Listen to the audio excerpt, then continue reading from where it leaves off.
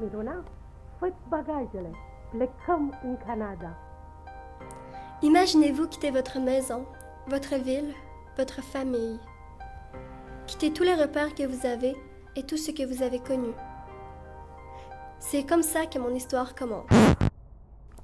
Le 15 mai 2005, mes parents ont fait les premières démarches concernant notre immigration indépendante au Canada. Ils ont alors dû suivre des cours de français ainsi que faire plusieurs rencontres et examens afin d'accumuler le plus de points possible sur la grille de points du gouvernement du Canada. Cette grille prend en compte, entre autres, les études, la scolarité, l'âge, les compétences linguistiques et la capacité d'adaptation du futur immigrant. Plus un individu est scolarisé, plus les points s'accumulent. Ce qui est un beau paradoxe considérant le fait que la plupart des diplômes ne sont pas reconnus au Canada. Dans l'année qui a suivi, mon frère, mon père, ma mère et moi avons quitté notre pays afin de nous abandonner à l'aventure de l'immigration.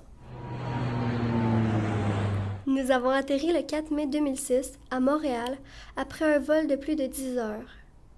Ma poupée sur mon bras, je ne savais pas où poser mes yeux. Le plus grand défi pour moi était de me faire des amis. Mon père m'amenait souvent au parc où plusieurs enfants jouaient. La première fois, ce n'était pas évident. Les enfants semblaient intégrer tous les autres, mais pas moi. Mon père s'est alors rapproché afin de comprendre comment l'interaction entre un nouveau jeune et le groupe se passait. C'était pourtant si simple. Il est revenu et m'a dit « Miruna întreabă, peut jouer ?» Pour être honnête, je n'avais aucune idée de ce que cela voulait dire, mais ça marchait. C'est vrai que la barrière linguistique est un problème, mais lorsqu'on est si jeune, on apprend vite et les autres nous jugent moins. Il y a beaucoup de façons d'intégrer les adultes. Pour les enfants, ce sont les parents qui doivent s'en occuper. Toutefois, ceux-ci vivent leur propre choc culturel et ils sont moins disponibles pour leurs enfants. De mon côté, mes parents étaient très habiles.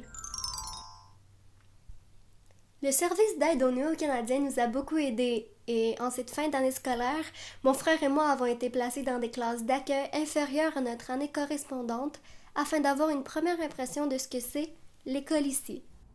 Après 2 mois d'été, mon français parlé était très bon. Et c'était un grand avantage puisque notre guide de Néo-Canadiens nous avait épargné les classes d'accueil qui retardent les jeunes et leur donnent l'impression de rétrograder. 2 semaines après, j'ai fait mon premier test de lecture. Le seul hic, c'était que je n'avais jamais appris à lire et à écrire en français. J'ai alors copié. À la rencontre des parents, mon enseignante a fait part à ma mère de mes problèmes d'apprentissage où ma mère lui a fait part de notre récente arrivée au Québec. Pour la première fois de l'année scolaire, mon enseignante a pris conscience de mon parcours et m'a inscrit dans les cours de français francisation. À partir de ce moment, mon évolution en tant que jeune Québécoise s'est facilitée. J'ai eu l'aide dont j'avais besoin et j'ai beaucoup appris.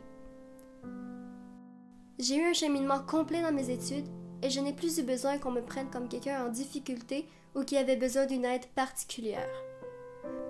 Mes repères se sont renouvelés par une nouvelle découverte. Je me suis intégrée de façon complète.